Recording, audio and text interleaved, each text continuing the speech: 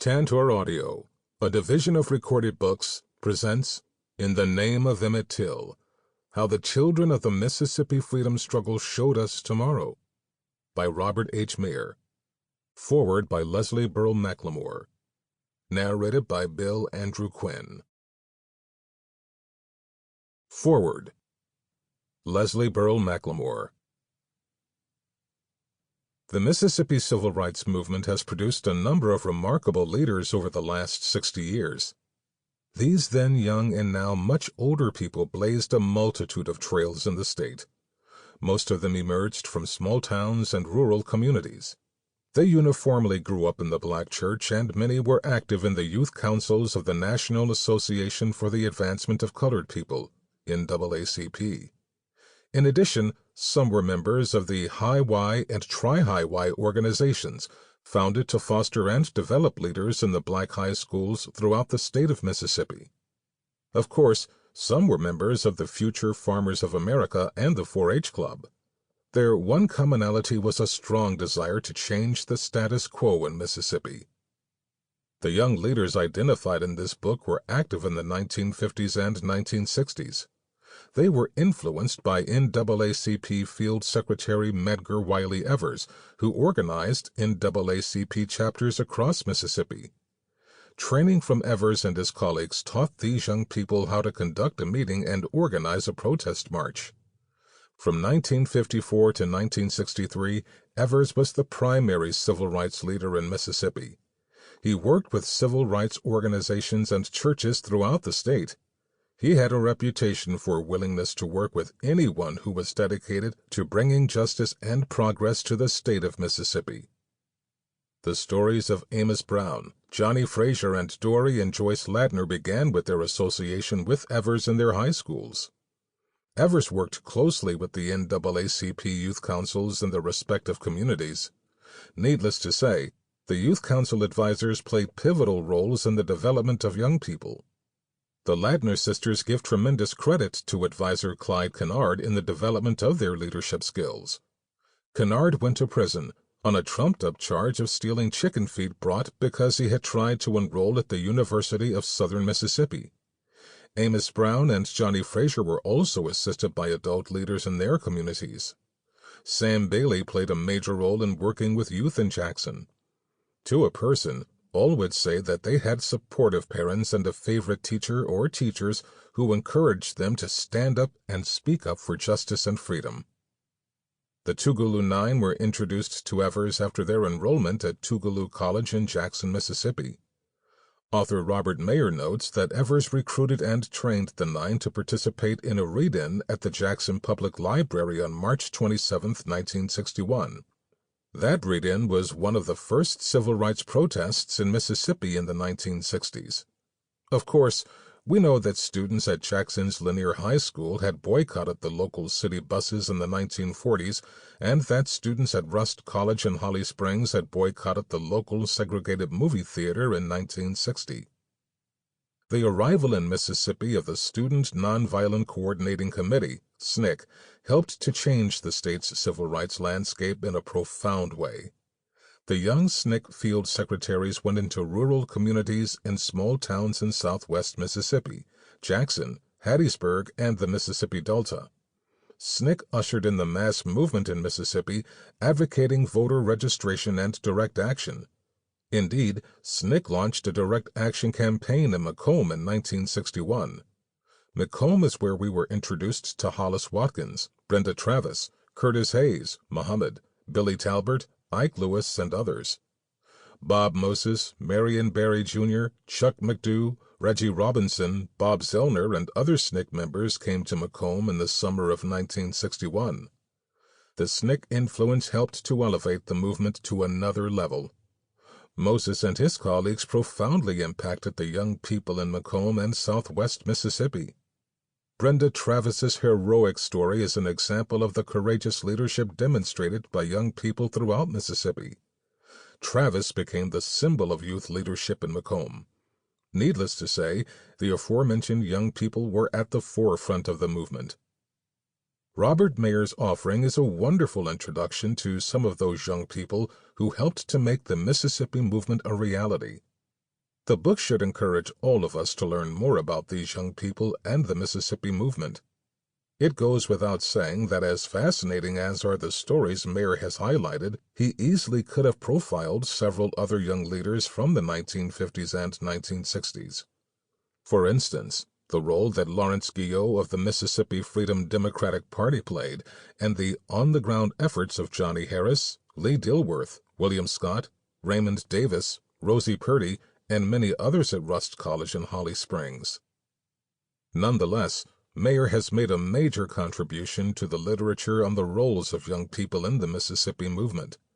It is hoped that his contribution will be complemented by stories to come from others with an interest in the fascinating Mississippi story.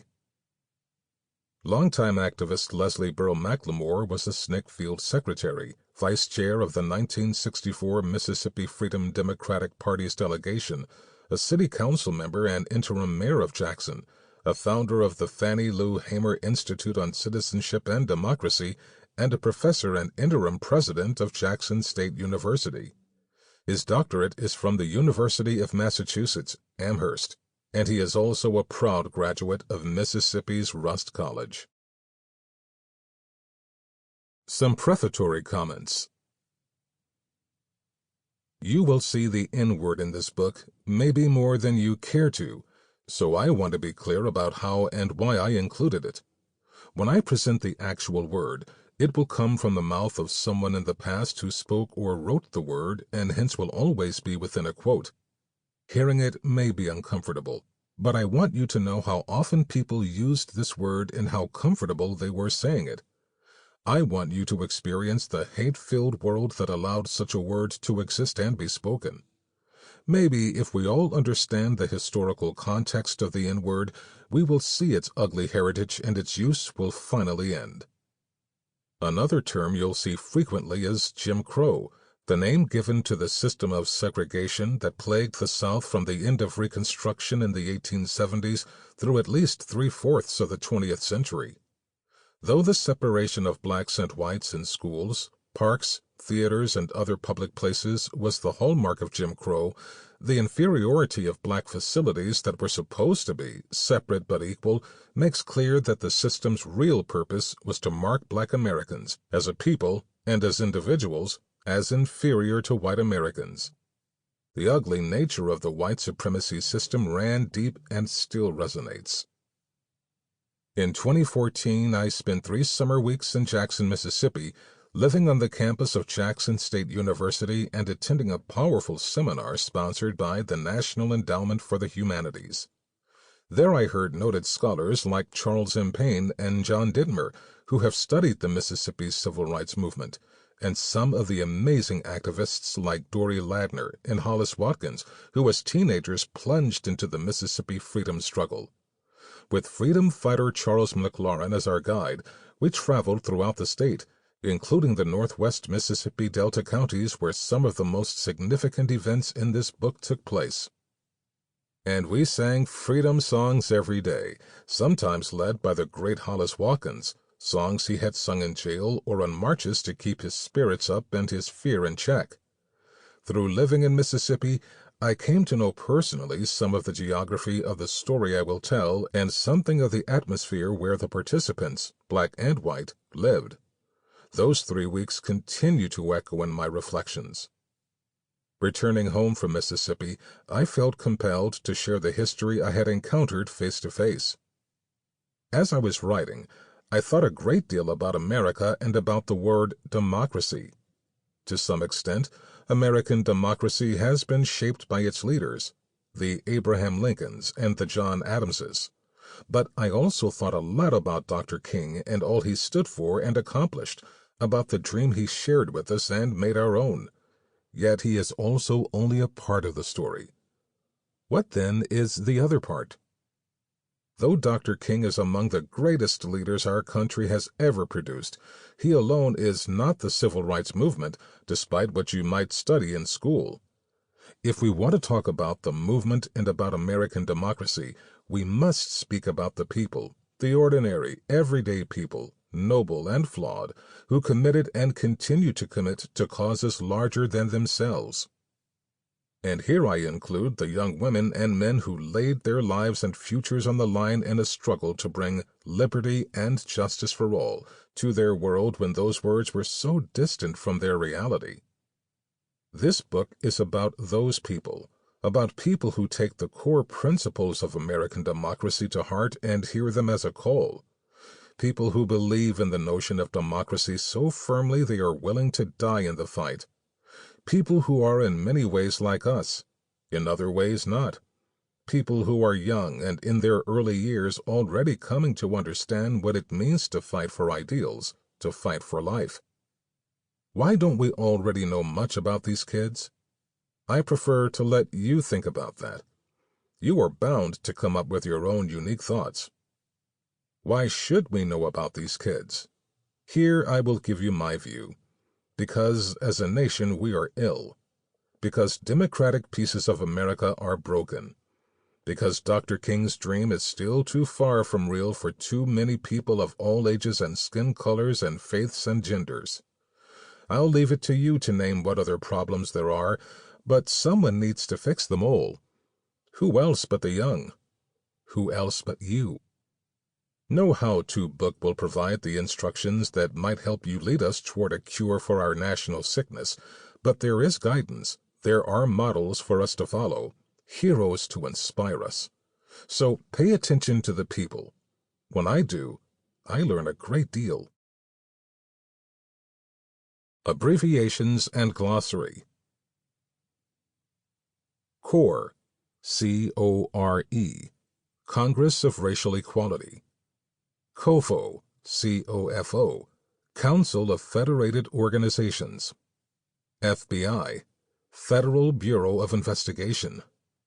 FOR, Fellowship of Reconciliation. ICC, Interstate Commerce Commission. KKK, Ku Klux Klan. MFDP, Mississippi Freedom Democratic Party. NAACP, National Association for the Advancement of Colored People. SCLC, Southern Christian Leadership Council. SNCC, SNCC, Student Nonviolent Coordinating Committee. WCC, White Citizens Councils. Civil Rights Act of 1964, the federal law that legally ended segregation in public facilities and banned other forms of discrimination.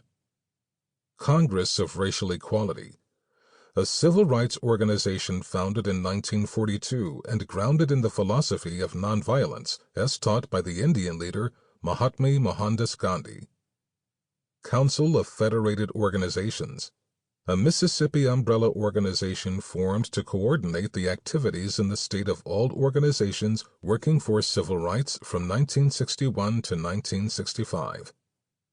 Freedom Rides, direct action protests in 1961 to end segregation in interstate transportation, such as buses and trains, and within depots and terminals.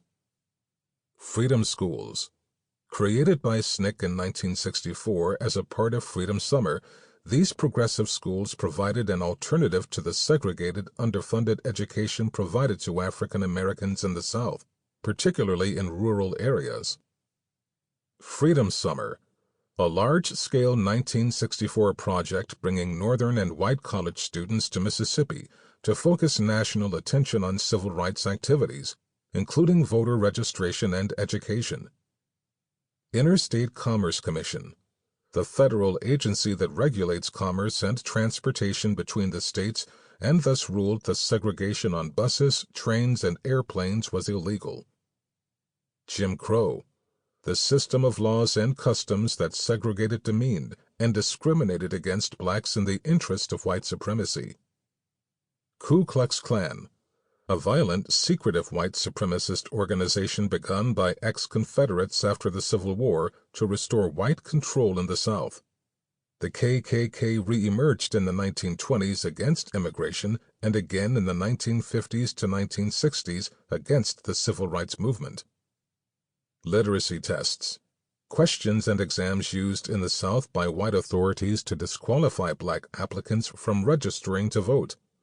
Voting officials were given wide latitude to decide who failed, allowing the officials generally to pass whites and reject blacks.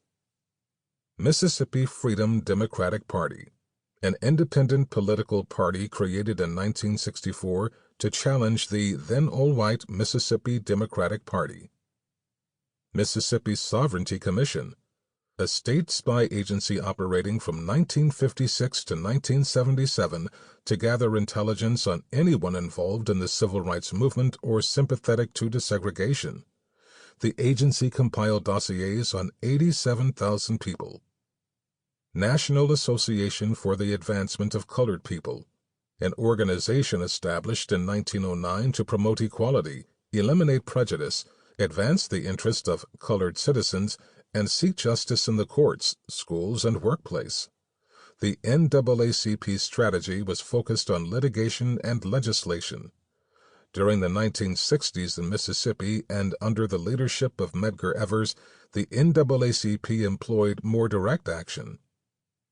Reconstruction, the period following the Civil War when the 13th, 14th, and 15th Amendments to the U.S. Constitution were adopted, abolishing slavery, extending citizenship, and guaranteeing the vote, particularly in the former Confederate states. The effort foundered when Southern whites regained control of the region's political offices, often by fraud, intimidation, and violence. Sharecropping, a post-slavery system of farming in which mostly white and wealthy landowners provided land, seed, and equipment to poor and mostly black farmers. Sharecroppers provided their labor and received a share of the crop they themselves produced, just enough to keep them poor and in constant debt. Student Nonviolent Coordinating Committee, an organization of mostly young people that began in April 1960 following the first sit-ins in Greensboro, North Carolina, and Nashville, Tennessee, and then spread throughout the South. The initial SNCC activists were male and female, white and black, Southern and Northern. SNCC was more activist than the older civil rights organizations. It dissolved about 1968. Voting Rights Act of 1965, a federal law passed in response to official white discrimination, intimidation, and fraud used to prevent African Americans from registering to vote and fairly casting ballots at the state and local levels. The new law essentially enforced the 15th Amendment. White Citizens Councils. This segregationist organization formed in Mississippi after Brown v. Board of Education and spread to chapters across the Deep South from 1954 into the 1970s. It was a sort of white-collar KKK. Its members disavowed violence but used intimidation, social and economic pressure, and white-controlled governments to block or at least delay school and social integration.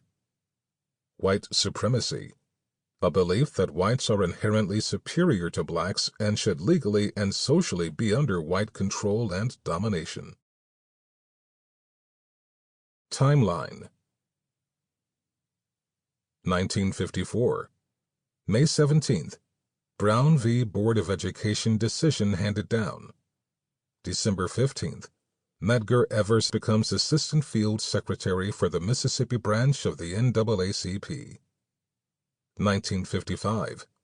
May 7th. George Lee assassinated. August 28th. Emmett Till murdered. September 3rd. Emmett Till's funeral. September 19th through 23rd.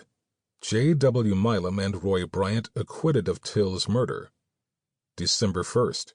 Rosa Parks arrested for violating bus segregation laws. December 5th. Montgomery bus boycott begins. 1956. Spring. Amos Brown becomes president of NAACP's West Jackson Youth Council. December 21st. Montgomery bus boycott ends in success. 1958. Summer. Amos Brown speaks out against segregated schools, almost gets expelled from high school. 1960. February 1st. 4 students sit in at Woolworth's in Greensboro, North Carolina. April. SNCC founded at Shaw University. May. Johnny Frazier kicked out of high school. August. Johnny Frazier beaten in a Winona jail cell. 1961. March 27th. Tugelo 9 sit-in at Jackson Public Library. March 29th. Tugelo 9 convicted and given suspended sentences. Jackson State College march in support. May through August. First cycle of Freedom Rides. June. Amos Brown and others sit in at the Jackson Zoo. July 6th. Hezekiah Watkins enters Greyhound Station in Jackson, is arrested, sent to Parchment Farm. July 11th. LaVon Brown and Jimmy Travis sit in at Walgreens lunch counter in Jackson. Mid-July. Robert Moses comes to McComb. Late August. Hollis Watkins and Curtis Hayes, Muhammad, sit in at the Woolworths in McComb. Brenda Travis, Ike Lewis, and Robert Talbot sit in at the McComb Greyhound Station. September 22nd. ICC orders end to segregated interstate transportation. October. Segregated State Fair boycotted in Jackson. October 4th. Bergland High School students walk out. November 1st. September ICC ruling goes into effect. November 29th. Freedom Riders integrate McComb Greyhound Station. December 1st. More Freedom Riders integrate McComb Greyhound Station. December 2nd. 3 expelled Bergland High students integrate McComb Greyhound Station. 1962. June 18th. Sam Black comes to Greenwood. June through July. SNCC sponsors first mass meetings in Greenwood to discuss voter registration. Early August. Sam Block starts to bring people to the courthouse to register. August 16th. LaVon Brown and Lawrence Guillot join Sam Block. The SNCC office is attacked. August. Fannie Lou Hamer attempts to register to vote. She is fired and thrown off the plantation where she works. October.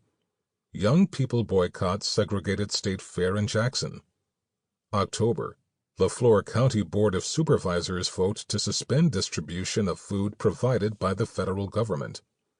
October 1st. James Meredith desegregates University of Mississippi. Winter. SNCC begins food drive to feed the people of Greenwood. December. Jackson's black community boycotts downtown stores. 6 are arrested picketing at Woolworths. 1963. February 20th. 4 buildings near SNCC office in Greenwood burned. February 28th. Gunmen shoot at SNCC car striking Jimmy Travis. March to April.